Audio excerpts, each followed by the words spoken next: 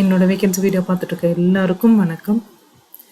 Future life சேனலில் vacancy video பார்க்கறதுக்கு முன்னாடி ப்ளீஸ் சப்ஸ்கிரைப் பண்ணிக்கோங்க. சப்ஸ்கிரிப்ஷன் அப்படிங்கிறது இந்த சேனலை பொறுத்த வரைக்கும் ஒரு இம்பார்ட்டன்ட் ஆக்ஷனாக இருக்கும். ஏன்னா நான் போடுற வேகன்சி வீடியோவுக்கு எப்போவுமே அப்ளிகேஷன் ஸ்டார்ட் டேட் ஒன்று இருக்கும், அப்ளிகேஷன் இன் டேட் ஒன்று இருக்கும். அப்ளிகேஷன் இன் டேட்டுக்கு முன்னாடி நான் போட்ட வீடியோ உங்களுக்கு கிடைச்சாதான் நீங்கள் அந்த வேலைக்கு குவாலிஃபைடாகவும் இன்ட்ரெஸ்டாகவும் இருந்தீங்கன்னா அப்ளை பண்ண முடியும்.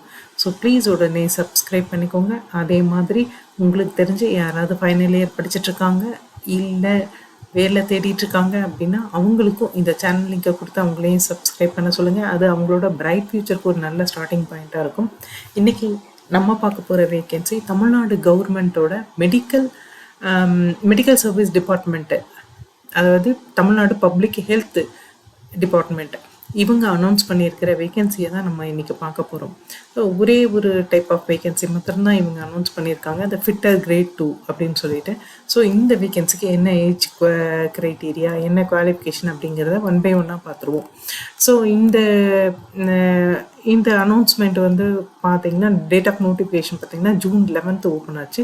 அப்ளிகேஷன் எண்ட் டேட்டு வந்து பார்த்தீங்கன்னா July 1. ஸோ July 1க்கு முன்னாடி நீங்கள் இந்த வேலைக்கு அப்ளை பண்ணிடணும். அதே மாதிரி எலிஜிபிலிட்டி அப்படின்னு பார்த்தீங்கன்னா எஸ்எல்சி படிச்சிருந்தா போதும். எஸ்எல்சி படித்தது இல்லாமல் நீங்கள் நேஷ்னல் ட்ரேட் சர்டிஃபிகேட், அதாவது மெக்கானிக் மோட்டார் வெஹிக்கிள் ட்ரேடு, அந்த நேஷ்னல் சர்டிஃபிகேட் வச்சுருந்தாலோ இல்லை நேஷ்னல் அப்ரெண்டிஸ்ஷிப் சர்டிஃபிகேட், அதுவும் மெக்கானிக் மோட்டார் வெஹிக்கிள் ட்ரேடு, இதில் வந்து சர்டிஃபிகேட் வச்சுருந்தாலே போதும். இதுதான் குவாலிஃபிகேஷனாக சொல்லியிருக்காங்க. ஸோ நீங்கள் 10th முடிச்சுட்டு இந்த குவாலிஃபிகேஷன் படிச்சிருந்தீங்க அப்படின்னா தாராளமாக இந்த வேலைக்கு அப்ளை பண்ணலாம். ஸோ ஏஜ் க்ரைட்டீரியா அப்படின்னு பார்த்தீங்கன்னா பொதுவாக ஏஜ் வந்து 18லேருந்து 32 வயசு வரைக்கும் இருக்கவங்க தாராளமாக அப்ளை பண்ண முடியும். இந்த ஏஜ் லிமிட் 18 இல்லை 32 கால்குலேட் பண்ணுறது 1 July 2025 அன்றைக்கி கட் ஆஃப் டேட்டை வச்சு கால்குலேட் பண்ணிக்கோங்க. ஸோ ஏஜ் க்ரைட்டீரியா இதுவாக இருந்தாலும் ஆஸ் பர் கவர்மெண்ட் ஆஃப் சில ரிலாக்ஸேஷனும் கொடுத்துருக்காங்க. ஸோ அதுபடி பார்த்தா கிட்டத்தட்ட 18லேருந்து 53 வயசு வரைக்கும் இருக்கவங்க அப்ளை பண்ணலான்ற மாதிரி வந்திருக்கு. இதில் வந்து டிஃப்ரெண்ட் லேபிள்டு பர்சனுக்கு மேக்ஸிமம் ஏஜ் லிமிட் 42 இயர்ஸும், எக்ஸ் சர்வீஸ்மேன் ஓசி கேட்டகரிக்கு 48, எக்ஸ் சர்வீஸ்மேன்லேயே எஸ்சி எஸ்டி பிசி எம்பிசி டிஎன்சிக்கு 53 வயசும், விடோவுக்கு நோ மேக்ஸிமம் ஏஜ் லிமிட்டுன்னு சொல்லியிருக்காங்க. ஸோ அப்படி பார்த்தா நீங்கள் தாராளமாக 18லேருந்து ஈவன் 60 வரைக்கும் இருக்கவங்க கூட அப்ளை பண்ணலாம் போல இருக்குது. ஸோ மேக்ஸிமம் ஏஜ் லிமிட் அப்படின்னா 60. அதே மாதிரி ரிசர்வேஷன் அப்படின்னு பார்த்தீங்கன்னா ரிசர்வேஷனுக்கு நிறைய க்ரைட்டீரியா கொடுத்துருவாங்க. எஸ்சி எஸ்டிக்கு என்ன மாதிரி ரிசர்வேஷன், எம்பிசிக்கு என்ன மாதிரி ரிசர்வேஷன், அந்த ரிசர்வேஷன் மூலமாக அவங்க வந்து எப்படி வரலான்றது வரைக்கும் வந்து உங்களுக்கு கொடுத்துருக்காங்க. இது வந்து ஆஸ் பர் கவர்மெண்ட் நார்ம்ஸ். இந்த ரிசர்வேஷன் எல்லாமே ஆஸ் பர் கவர்மெண்ட் நார்ம்ஸு. இந்த கொடுத்துருக்கிற வேகன்சியில் வந்து பிசிஎம்க்கு 30% ஆஃப் ரிசர்வேஷன் வந்து அலாட் பண்ணுறதா சொல்லியிருக்காங்க. ஸோ இந்த ரிசர்வேஷன் பாலிசிஸ் இருக்கு இல்லையா, இது எல்லாமே அதாவது தமிழில் படித்தவங்களுக்கு தனியாக ரிசர்வேஷன் இருக்குது. அதாவது ஃபஸ்ட் ஸ்டாண்டர்ட்லேருந்து 10th 12th வரைக்கும் தமிழில் படித்தவங்க, அதே மாதிரி ட்ரேடு அப்ரெண்டிஸ் சொன்னேன் நான், மோட்டார் மெக்கானிக்கு, ஸோ இது எல்லாமே தமிழில் படித்தவங்களுக்குன்னு தனியாக ரிசர்வேஷன் இருக்குது. ஸோ இந்த ரிசர்வேஷன் பாலிசிஸ் மாத்திரம் நிறைய கொடுத்துருக்காங்க. நீங்கள் அதை வந்து உங்களோட நோட்டிஃபிகேஷனில் படித்து தெரிஞ்சுக்கலாம்.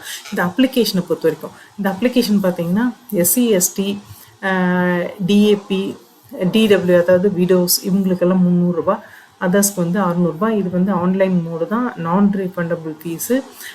வெப்சைட் அப்படின்னு பார்த்தீங்கன்னா www.mrb.tn.gov.in இந்த வெப்சைட்டுக்குள்ளே போயிட்டு நோட்டிஃபிகேஷனை ஃபஸ்ட்டு படிங்க. நோட்டிஃபிகேஷன் உங்களுக்கு தமிழ்லேயும் இருக்கும், இங்கிலீஷ்லேயும் இருக்கும். ஸோ நான் இங்கிலீஷில் இருக்கிறது தான் எடுத்தேன். ஸோ இந்த நோட்டிஃபிகேஷனை படிச்சுட்டு அண்டர்ஸ்டாண்ட் பண்ணிவிட்டு உங்களுக்கு அந்த குவாலிஃபிகேஷனெல்லாம் இருக்குது, நீங்கள் அப்ளை பண்ணுற இன்ட்ரெஸ்ட்டும் இருக்குன்னா அதுக்கப்புறம் அவங்க கொடுத்துருக்க லிங்க் மூலமாக மாத்திரம் அப்ளை பண்ணுங்கள்.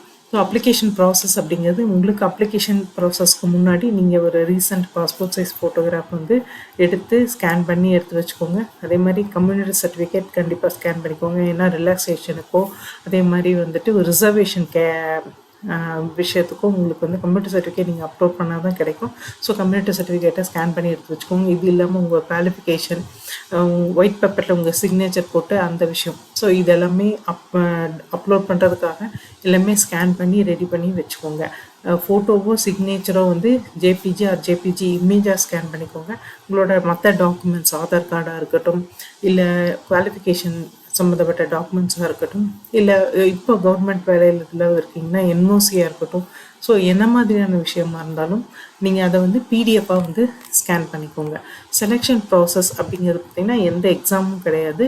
உங்களோட மார்க் 10th நீங்கள் வாங்கின மார்க்கும் டிப்ளமோவில் நீங்கள் வாங்கின மார்க்கும் கால்குலேட் பண்ணி அதுக்கான வெயிட்டேஜ் கொடுப்பாங்க. ஸோ மார்க்கு தான் இங்கே ப்ளே பண்ண போகுது. 10th வந்து நீங்கள் எவ்வளோ அதிகமான மார்க் வாங்கிக்கணும் அவ்வளோ அதிகமாக இங்கே உங்களுக்கு மெரிட்டில் சான்ஸ் இருக்குது.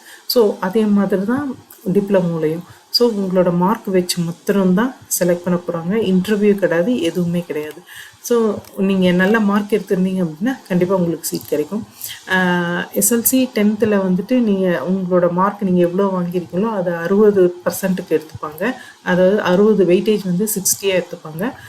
டிப்ளமோ சர்டிஃபிகேட்டுக்கு வந்து 40 வெயிட்டேஜ் எடுத்துப்பாங்க. ஸோ மார்க்கு வந்து கம்மியாக எடுத்திருந்தீங்கன்னா அந்த வெயிட்டேஜ் வந்து உங்களுக்கு குறையும். இதுதான் விஷயம். மற்றபடி இன்டர்வியூ கிடையாது, ரிட்டன் டெஸ்ட் கிடையாது, எதுவுமே கிடையாது.